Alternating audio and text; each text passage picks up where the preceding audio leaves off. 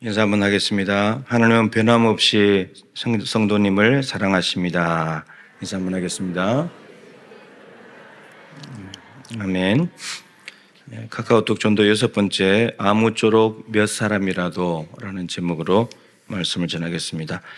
고린도전서 9장은 1절을 보게 되면 바울이 자신을 나는 자유인이다 그리고 사도다라는 말로 시작을 합니다. 이 내용이 9장 전체의 마지막 절까지 이어지게 됩니다. 근데 실제로 말할 때는 자유인이다 사도라고 말로 시작했지만 실제로 말할 때는 순서를 바꾸어서 사도에 대한 이야기부터 먼저 하는 것을 볼 수 있습니다. 바울은 사도행전 9장에 있는 대로 다메섹 도상에서 부활하신 예수님을 만나게 됐죠. 정확히 말하면 예수님께서 바울을 먼저 찾아와서 만나 주셨습니다. 그리고 소명하셨고 사명을 주셨습니다. 택한 나의 그릇이라고 말씀하시면서 사도 바울은 예수님을 이방인과 임금들과 이스라엘 자손에게 전할 사람이다. 그리고 내 이름을 위해서 예수님 이름 때문에 많은 고난을 받게 될 것이다 라고 말씀을 하셨습니다. 한마디로 예수님의 십자가 복음을 전하는 사도로 부르심을 받은 것이죠.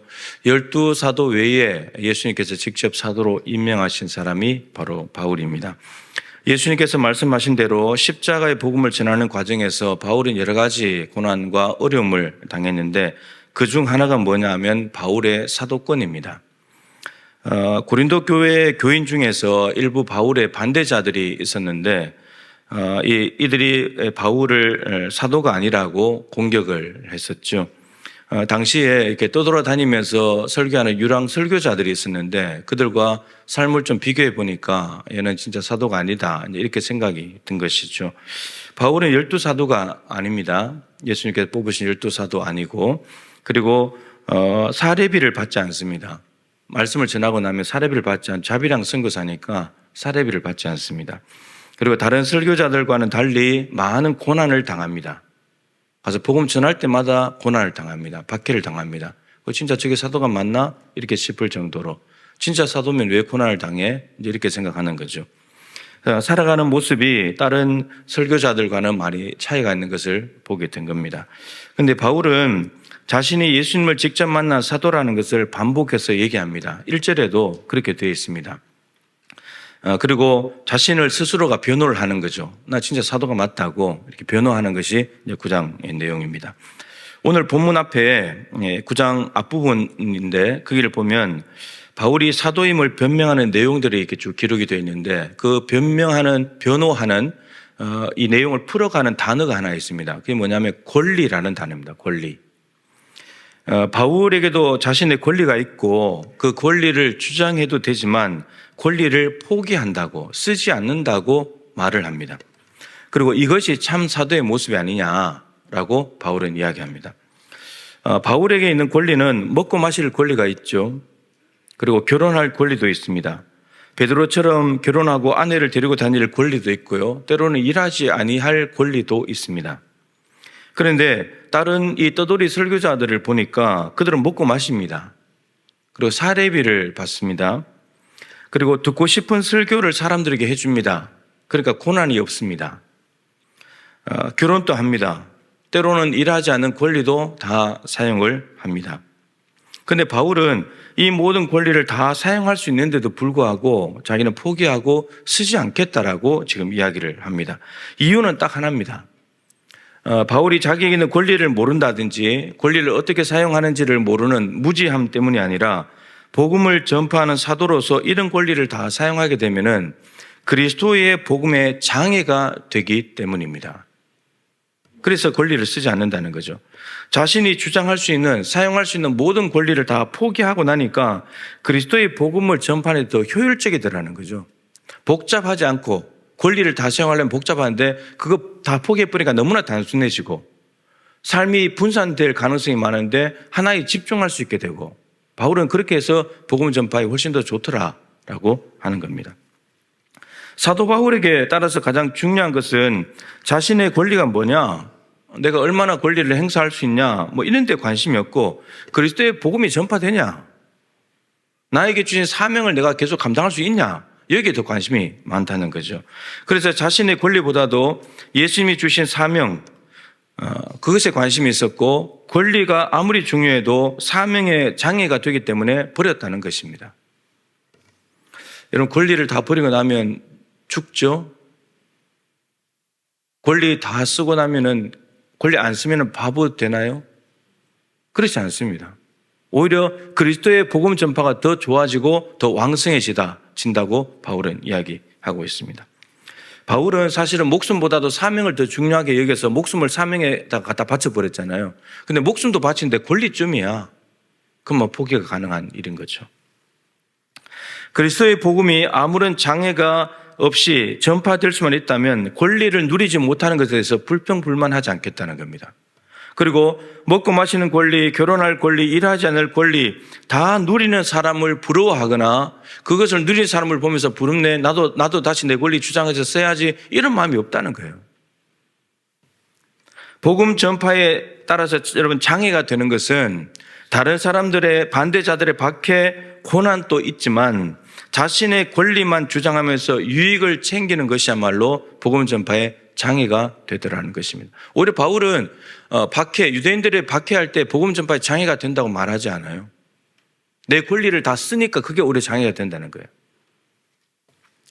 바울은 자신의 권리와 유익보다도 오직 예수님이 주신 복음 전하는 사도의 사명, 맡기신 일에만 단순하게 집중하겠다고 말하고 있습니다. 이 사도에 관한 자기 변호를 마친 뒤에 이제 오늘 본문으로 연결이 되는데, 오늘 본문은 자유인에 대한 이야기를 하고 있습니다. 사실은 이 사도와 이 자유인에 대한 이야기는 서로 연결이 됩니다. 오늘 19절 말씀이 시작인데 한글 성경에는 없는 헬라어 성경의 단어가 한 가지가 있습니다. 왜냐하면이라는 단어가 있습니다. 그래서 18절 끝에 보면 내게 있는 권리를 다 쓰지 아니하는 이것이로다. 왜 권리를 다 쓰지 않냐? 왜냐하면 내가 자유인인데, 그 자유인이지만 나는 모든 사람에게 종이 되기 위해서 내가 권리를 쓰지 않겠다는 거예요. 권리를 다 써버리면 다른 사람에게 종이 될 수가 없다는 거예요. 권리를 다 포기해버려야지 종이 될 수 있다는 거예요. 바울은 예수 그리스도 안에 있는 생명의 성령의 법을 통해서 죄와 사망의 법으로부터 해방된 자유인입니다. 따라서 바울은 자신을 구원해 주신 예수 그리스도께는 종이 맞죠. 둘로스, 자기 종이라 그랬어요. 근데 그렇다고 사람에게 종은 아니죠. 사람에게 종이 되는 건 아니에요. 그러나 모든 사람에게 스스로 종이 되었다고 말합니다. 나 종으로 살 거야, 이렇게 말합니다. 여러분, 예수님의 종이라고 할 때 그 둘로스라는 단어가 사람에게 오늘 본문에 종이 되다, 이 되다가 동사형인데 거기서 나온 명사형이 종이라는 둘로스입니다. 어원이 헬라어 어원이 똑같은 거죠. 하지만 바울이 예수님의 종이 되겠다고 하는 이유와 사람의 종이 되겠다고 하는 이유가 다릅니다. 예수님의 종이 되겠다고 하는 것은 예수님이 주인이라는 말이에요. 그리고 그 주인이 맡기신 일을 감당하는 나는 종이다, 이런 말이죠. 그것을 받드는 종이라는 거고, 사람의 종이 되겠다는 것은 그 사람이 자기의 주인이라는 말은 아니죠. 그 사람을 얻고자 하는 것, 그것이 이유입니다. 오늘 본문에 그렇게 되어 있죠. 사람의 종이 되어서 얻고자 하는 바울이 누구를 얻고자 하는가? 왜 누구를 얻기 위해서 이렇게 종이 되려고 하는가? 크게 네 부류로 오늘 본문에서 이야기를 하고 있습니다. 이 네 부류는 바울이 복음을 전하면서 만나게 되는 모든 사람들을 이렇게 분류를 해놓은 거죠. 첫 번째가 유대인들입니다. 유대인들. 이 유대인들은 출생부터 유대인이죠. 유대교에 몸담고 있고 유대교를 신봉하는 사람들입니다. 모세의 율법을 철저히 지키는 사람들입니다. 그런데 그 유대인들에게 내가 유대인과 같이 되겠다, 이렇게 말하고 있습니다. 그리고 두 번째는 율법 아래에 있는 자들인데 이들은 원래는 이방인입니다. 그런데 유대교로 개종한 사람들입니다. 유대교로 개종해서 모세 율법 아래로 그 법의 다스림 안으로 들어온 이방인들을 의미하는 말입니다. 그러니까 유대교에 입교한 사람들이죠. 여러분, 성경에 보면은 이방인인데 하나님을 경외하는 사람이다, 이렇게 표현되어 있는 곳이 있고, 그래도 이방인인데 유대교에 입교했다, 이렇게 표현한 곳이 있어요. 대표적으로 이제 고넬료는 로마 군대 백부장이고 이방인이잖아요. 근데 하나님을 경외하는 사람이라고 되어 있어요. 근데 이 하나님을 경외한다는 말이 무슨 말이냐면 이방인인데 유대교 회당 예배에 참석한다는 말입니다. 그리고 율법의 의무 중에서 일부만 지키는 그런 사람을 하나님을 경외하는 사람이다, 이렇게 표현합니다. 그리고 유대교에 입교했다는 말은 사도행전 6장의 그 7집사 중에 마지막 유대교에 입교했던 니골라가 나오잖아요. 그 니골라는 어떤 사람이냐면 이방인인데 유대교에 아예 들어와 버렸습니다. 들어와서 회당 예배에 참석할 뿐만 아니라 유대교의 모든 율법의 의무를 지킬 의무를 다 가진 사람이에요. 그러니까 율법 아래에 있는 사람이라고 하는 것은 이 유대교에 입교했던 이 사람과 동일한 의미라고 볼 수 있는 거죠. 이방인인데 완전히 유대교로 개종한 사람들, 율법의 의무를 진 사람들, 그런 사람들입니다. 근데 이 율법 아래에 있는 이방인들에게, 유대교로 개종한 이방인들에게는 내가 그 사람들과 같이 되겠다는 거예요. 바울은 그 사람을 얻기 위해서. 그리고 세 번째는 율법 없는 자인데 이거는 완전히 이방인이죠. 이방인들. 그러니까 사람을 두 부류로 나눌 때 유대인 그리고 나머지는 다 이방인이에요.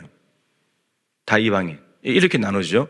그래서 이 이방인들인데 이방인이라 할지라도 이들 나름대로는 섬기는 신들이 있고 또 이 이스라엘 백성들 유대인들이 가진 율법은 없지만 나름대로 법과 관습이 있는 사람들이죠. 그런 사람들입니다.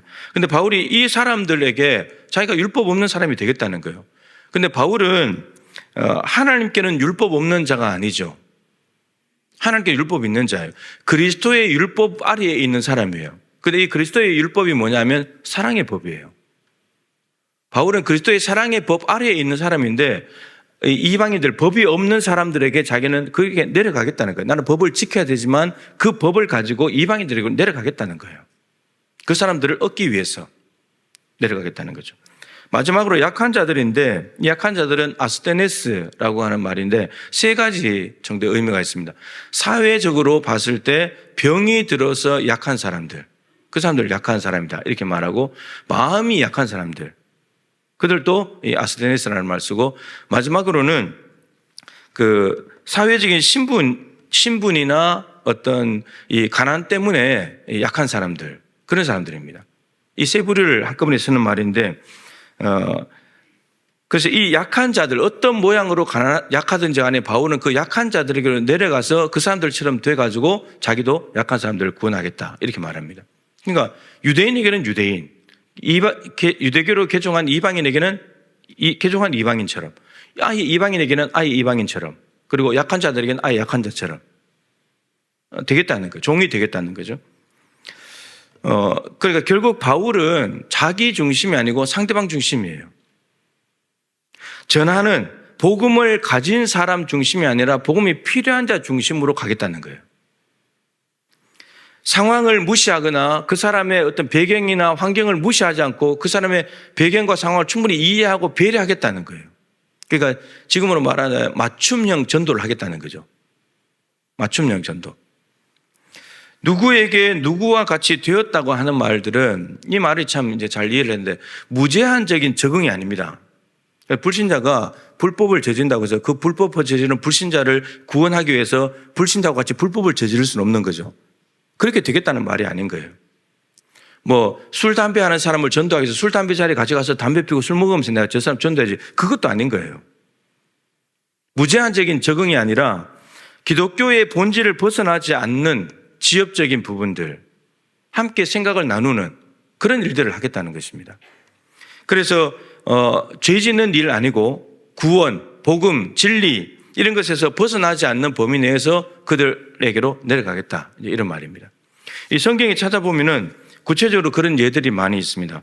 바울이 복음을 전하는 선교의 거점은 회당 중심이었죠. 가는 곳마다 회당을 먼저 찾아가서 복음을 전파합니다. 회당에 간다는 말은 유대인에게 간다 이런 말입니다. 유대인에게 복음 전하러 가는 거예요. 그럼 유대인이 있는 곳으로 가야 되잖아요. 회당으로 가는 거예요. 박해를 받아도 욕먹어도 가는 거예요. 그 사람들을 구원해야 되니까. 유대인의 입장에서 복음을 재해석하는 겁니다.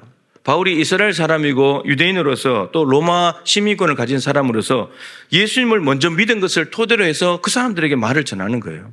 누구보다 잘할 수 있죠. 유대교가 얼마나 잘못되고 부족한 것인지, 예수님이 얼마나 진리인지를 명확하게 설명할 수 있는 사람이 바로 바울입니다. 유대인들의 구원을 위한 바울의 심정은 로마서 9장 1절부터 3절에 너무 잘 나와 있죠. 바울이 이렇게 말하잖아요. 내가 그리스도에게서 끊어진다 할지라도 우리 민족 이스라엘 유대인들이 구원받으면 좋겠다. 그럼 내가 그리스도에게서 구원에서 제외되더라도 우리 민족은 구원받으면 좋겠다는 거예요. 이게 바울의 심정이에요. 그런데 그들을 구원하기 위해서는 계속해서 그 사람들에게 가는 거예요. 그러니까 아무리 유대인들이 박해를 해도 바울은 포기하지 않는 거예요. 너희들 때문에 내가 복음을 전하는데 너무 방해가 된다, 장애가 된다 그렇게 말하지도 않아요. 그냥 계속 가는 거예요. 그래서 구원해야 되니까. 이방인들에게 방향을 전환했죠. 13장에서, 사도행 13장에. 유대인들이 하도 반대를 하니까 이방인에게 방향을 전환했는데 이 말은 유대인을 포기한 것이 아니고 이방인들에게 복음을 전하면서 유대인들의 시기 질투심을 일으키려고. 아니, 저 유대인인데 우리를 버려두고 이방인에게 복음을 전해? 시기심을 일으켜서 결국 유대인들 돌아오게 하려고. 그게 바울의 전략이었죠. 그리고 사도행전 16장에 보면 바울이 2차 전도행제 디모데를 만나게 되죠. 디모데를 제자로 삼아서 데리고 가려고 할 때 할례를 행합니다. 아버지가 헬레인이었고 그리고 유대인들 때문에 이런 할례는 예수를 믿고 구원받은 바울에게는 의미가 없는 거예요. 할례 받는다고 해서 구원받는 게 아니니까. 그 디모데에게 할례를 행한 것은 구원을 주기 위해서 할례를 행한 것이 아니고 유대인들과의 쓸데없는 마찰을 피하기 위해서 한 거예요. 유대인들이 보기에 그냥 괜찮잖아요. 그런 거예요. 사도행전 18장에도 바울이 서원을 한 것이 있었는데 그 기간이 만기가 되면서 갱그라에서 머리를 깎았다는 이야기가 나옵니다. 21장에는 예루살렘에 갔을 때 결례를 행하는 유대인들 때문에 결례를 행하는 바울의 모습을 보게 됩니다. 여러분 이런 것들은 다 유대인들고 내려가는 전략입니다. 구원하고 아무 상관없고 자유하는 거지만. 그리고 이방 지역에 가는 경우에는 이방 지역에는 회당이 없잖아요. 그렇기 때문에 이방인들이 모여있는 곳을 찾아가야 됩니다. 예를 들면 마게도니아의 환상을 보고 빌립보 지역에 갔는데 회당이 없으니까 어디로 갔습니까? 강가로 갔잖아요. 강가로. 여인들이 일하는 곳으로 찾아가는 거예요. 예. 그러니까 오기를 기다리는 것이 아니고 먼저 찾아가서 다가가는 거예요. 그리고 복음을 전했고 루디아가 마음을 열어서 복음을 들으면서 빌립보 교회가 시작이 됐잖아요. 그렇게 하는 거죠. 그리고 약한 자들은 문맥상 이 고린도전서 8장에 있는 내용인데 우상의 제물에 대한 겁니다. 여러분 이 교회 안에는 이방인도 있고 유대인도 있기 때문에 우상의 제물을 먹어도 되냐 안 먹어야 되냐 이제 이런 얘기들이 될 수가 있잖아요. 근데 이제 먹어도 아무런 거리낌이 없죠. 예수 그리스도 안에서는 먹는 것은 별 문제가 안 됩니다. 그런데 바울이 이렇게 말하죠. 내가 고기를 먹는 것 때문에 누구 한 형제가 실족을 하게 된다. 그래서 나는 영원히 고기를 안 먹겠다는 거예요. 그러면 이 말은 내가 실족하는 그 사람에게로 내려가는 거죠. 야, 고기 먹어도 돼. 왜 바보처럼 못 먹어? 이렇게 말하는 것이 아니고 나도 안 먹을게. 그 사람 얻어야 되니까. 바울은 이렇게 한다는 거죠. 자유인이지만 상대방 중심입니다. 남의 유익을 구합니다. 실족하지 않게 하는 배려를 실천하면서 제한된 자유, 축소된 자유, 절제된 자유를 쓰는 것이 바울의 모습입니다. 갈라디아서 5장 13절이 딱 정확하게 이야기해 주죠. 너희가 자유를 위하여 부르심을 받았으나 그러나 그 자유로 육체의 기회를 삼지 말고 사랑으로 서로 종노릇해라. 바울이 이 삶을 살겠다는 거예요. 난 자유하지만 종처럼 살겠다는 거예요. 그 사람 얻어야 되니까. 바울이 자유인이지만 이게 참 중요한데 상대방 중심의 종으로 살아가는 이런 삶을 어디서 배웠을까요?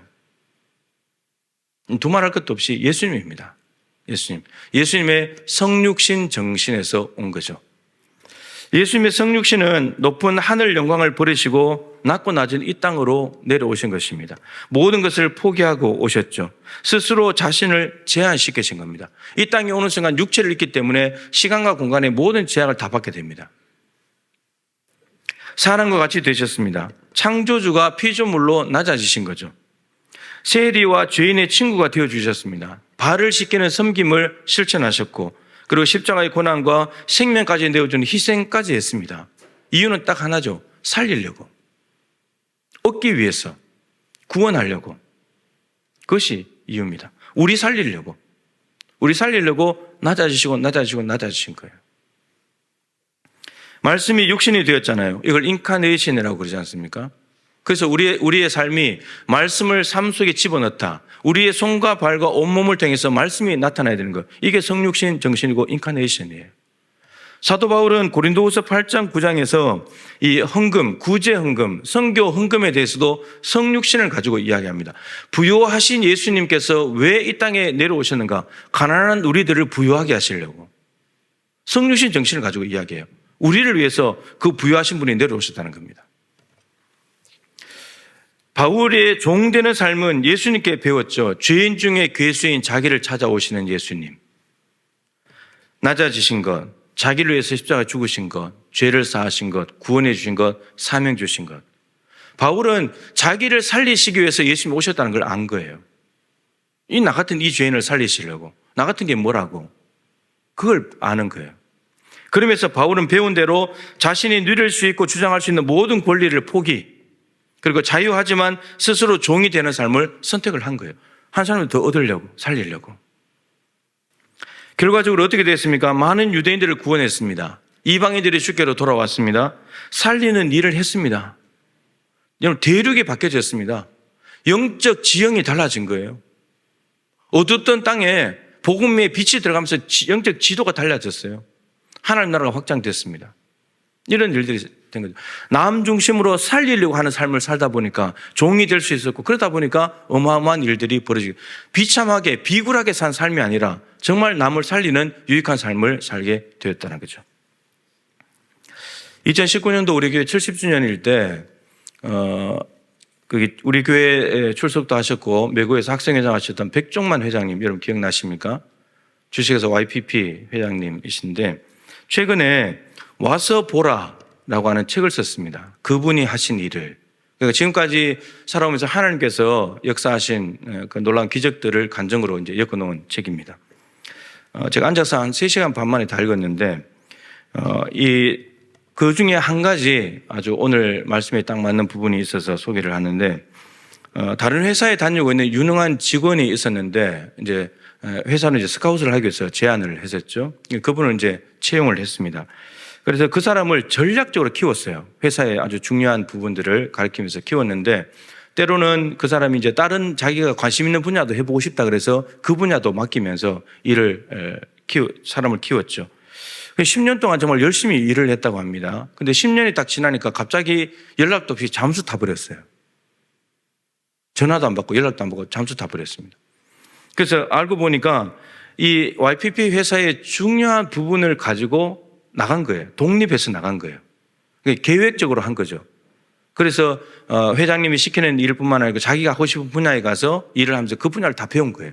그래서 자기가 독립해가지고 나가지고 혼자 이제 잘 먹고 잘 살려고 나간 거죠. 그 사업 분야가 이 YPP 회사의 매출 60%에 해당하는 분야였어요. 그렇게 되니까 이 YPP 회사 자체가 이제 위험한 상황에 빠져버린 거죠. 그 하나 때문에. 그런데 이 직원은 이제 착각한 게 있죠. 이것만 가져가면, 이 기술만 가져가면 나는 성공할 거다 이렇게 생각한 거예요. 그런데 얼마 되지 않아서 완전히 망했대요. 근데 이게 한국의 독과점이기 때문에 망할 수가 없는 일이라는 거예요. 한국의 독과점이기 때문에, 미국에서 들어오는 이런 것들이기 때문에 망할 수가 없는데 망해버렸다는 거예요. 그래서 왜 망했는가 봤더니 이 기술이 좋아서 이 기술만 가지고 있으면 될 줄 알았거든요. YPP가 있을 때 잘 됐으니까. 근데 YPP가 그 기술을 가지고 있을 때 잘 된 이유는 그 기술도 있지만 회장님과 회사 YPP의 신뢰도 때문이었거든요. 미국에 있는 기업들이 믿어주니까 그거 잘 된 건데, 그 기술만 쏙 빼가고 신용은 없으니까 이게 안 되는 거예요. 그래서 망해버렸다는 거예요. 망했다는 소식을 들었는데 박수가 쳐지는 것이 아니라요, 이 회장님의 고민은 저 인간을 어떻게 용서할까?